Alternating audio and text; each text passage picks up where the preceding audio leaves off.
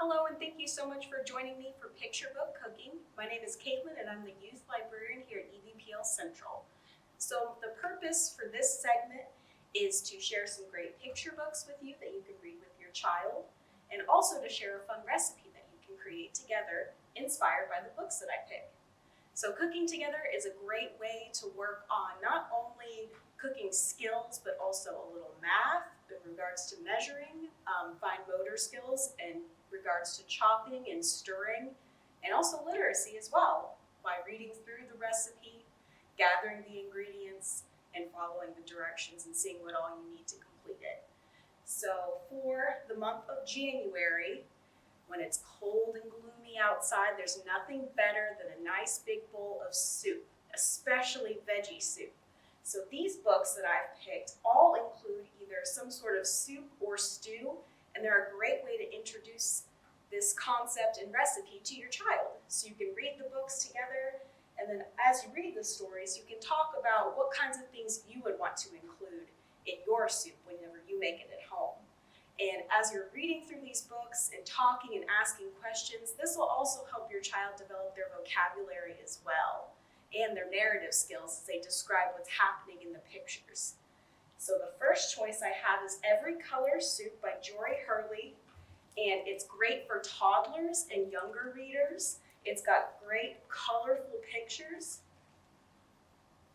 and it's got all the colors listed out. You can talk about what kinds of food are on the page as you read it, so that's a great choice. I also have Thank You Amu by Agimura. Now in this one, Amu makes red stew, so it's not exactly a vegetable soup, but it's still very colorful and great to read. It's better for early elementary. It's about sharing, and the story follows a sequence as well, so that's a great thing to check out together. I have A Classic Growing Vegetable Soup by Lois Eller. This one is also great for toddlers as well. It's got simple words and great big colorful pictures that you can talk about, and the words are very big as well. And it also includes a recipe in there as well. In fact, most of these do include a recipe in the book if you wanted to look at that too. Community Soup by Alma Fullerton is a really funny story. It's great for preschool as well. It's got a cause and effect.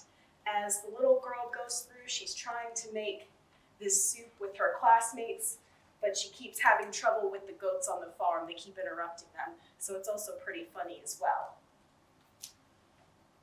And finally, we have Soup Day by Melissa E.Y. This one also has a recipe. It's great for preschool as well, and it covers not only colors, but also counting. And you can go through and count the vegetables as you go through the recipe. All right, so stick around and we'll get to making some vegetable soup. All right, welcome back. We're gonna get started with our vegetable soup. So this recipe is very customizable, and you can make it with whatever your child's favorite veggies may be or favorite ingredients. For this recipe, which will be included with the video as well, we'll have a link to that, we're going to need 2 tablespoons of just plain oil. So I have olive oil here. We'll need salt, pepper, and a half a tablespoon of Italian seasoning. So I have all mine combined in here already. And for the salt and pepper, you might just want to start out with a half a teaspoon of each, depending on how salty your other ingredients are. If you're using canned vegetables, you may want to lessen that, and then you can always add more if you need it. We'll need 6 cups of either vegetable or chicken broth. So I have used this type of veggie broth. You just have to heat up 6 cups of water, add in 6 tablespoons of this, and it'll make the broth for you. We are also going to use a can of green beans and a can of corn. So I've got that rinsed and drained over here. We'll need 2 cans of tomatoes, undrained, about 3 medium-ish potatoes, or more if you like more potatoes. Either 1 whole onion, or if you have a real big chunk of an onion, I just use this half because it's huge. 3 stalks of celery, so I've got my celery here as well. 2 to 4 cloves of garlic. If you like garlic, you can always have more. You need about 5 peeled carrots. So I didn't have whole carrots, I had baby carrots at home, so I just grabbed a good handful and I'll just chop them up real fine. To top, we'll do 1/3 cup of chopped parsley, and also for our greens, I have decided to use kale. So kale sometimes gets a bad rap as a trendy health food, but it's actually pretty cheap at the grocery store.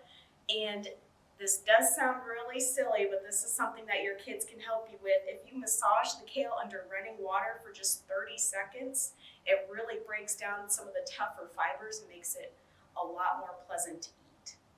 So your kids, while you're doing that, they can massage the kale and get their fingers in there, get them working, and then just do that for you while you prepare the other ingredients.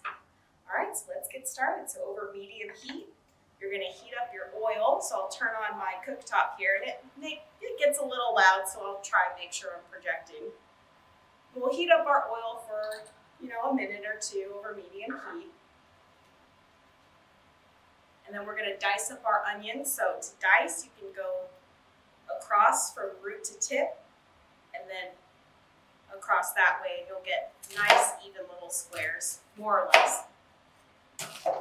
And obviously, if your child is not at the appropriate age to handle a knife, you would definitely do this part for them. But they can always put the onion pieces in a measuring cup. If you just want to give them like a 1/2 cup or 3/4 of a cup, they can put the onion in that measuring cup, practice filling it up and then putting it in the pot. That's a great way to get them involved. So once our oil heats up, we're gonna add our onion, celery, and carrot all together.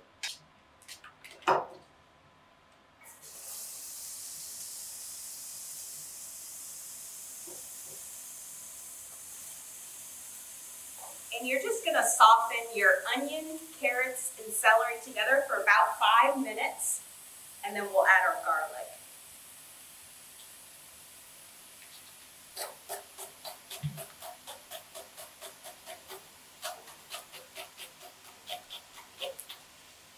And I'm actually keeping my veggie scraps here in a little bag. If you have a compost bin, this is a great way to get some food for that compost. We actually have one here in our children's garden outside, so I'm going to add it to that later.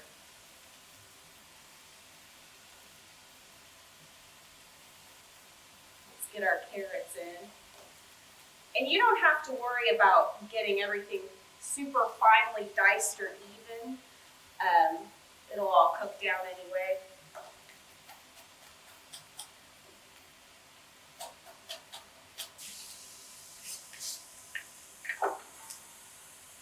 And at this stage, your child can add the seasonings to it. So if they want to measure out a 1/2 teaspoon of the salt and the pepper and the 1/2 tablespoon of Italian seasoning, I can just go right in on top of your veggies. All right, we'll give this a stir. Make sure everything is well coated in that oil. It smells great.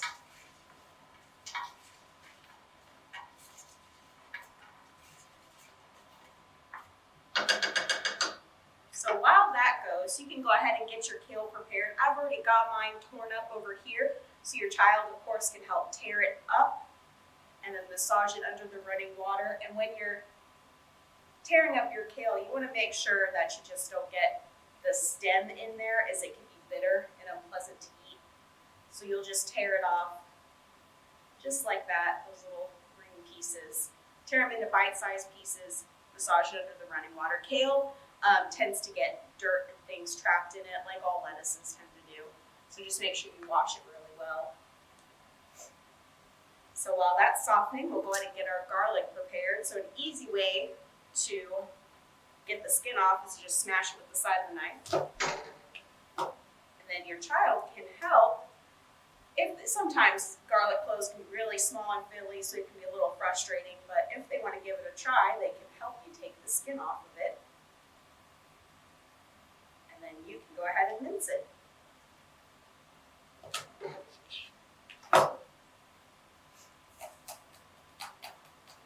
And we'll add this closer to when our other vegetables have softened, just because garlic has a tendency to overcook and get bitter if you leave it in in there too long.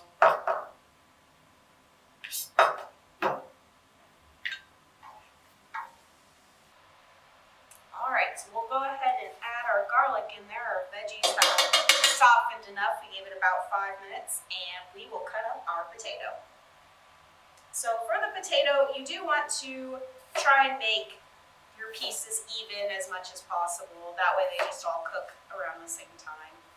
So I'm just gonna quarter it. Maybe with some of the bigger potato pieces, I may have to do 1/8 on that.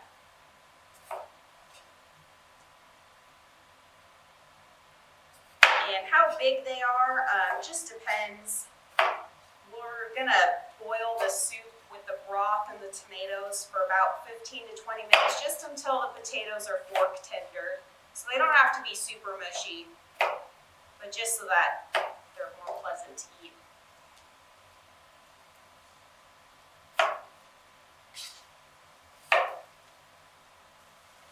Give this a stir. Get that garlic in there. And of course, kids love to stir anything in the kitchen, so this is the perfect recipe for that because honestly, you can just stir it as much as you want. It's not going to hurt anything. So I've got my potato pieces. The garlic, we're going to give it about 30 seconds or so. It's about time. Now we're going to add our 2 cans of tomatoes, undrained, so we'll get that juice in there too. And of course, you can drain it if you just don't like that tin tomato taste. It's up to you. You may just want to add a little bit more broth. So we've got our seasoning in there, got our tomatoes, our potatoes.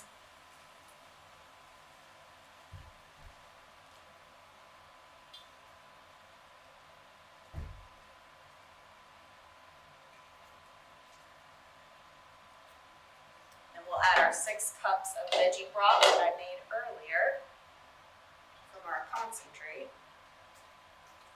Try not to splash myself. All right, and then you're gonna turn the heat up to high and bring it to a boil, and then lower it down to a simmer until your potatoes are tender. So simmer it for about 15 minutes and then check them and see how they are. So I'm gonna turn this up.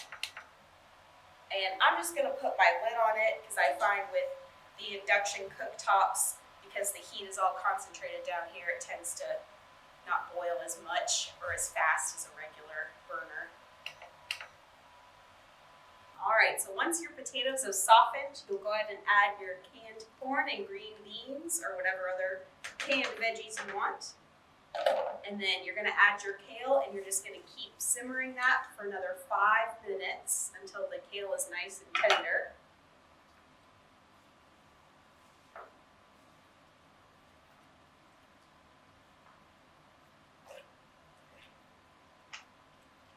So while that's simmering away, chop up your parsley, about 1/3 of a cup, but you don't really have to measure it. And if you want, your child could also tear up the parsley for you, and they can also measure it too if they really want to, just to help with their motor skills a little bit more.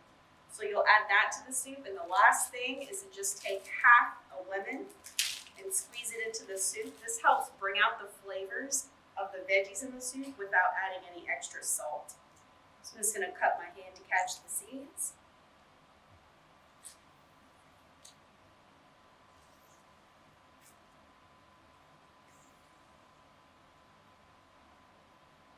That juice in there.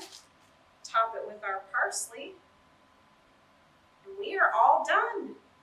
Well, thank you so much for joining me for Picture Book Cooking. Again, my name is Caitlin. I'm the youth librarian here at Reed. If you want to check out our upcoming programs, we are starting to get back into programming this year. We're going to be having regular story times on Thursdays starting February 10th. We have a current dance party Wednesday mornings at 10, a Baby and Me story time on Fridays at 10.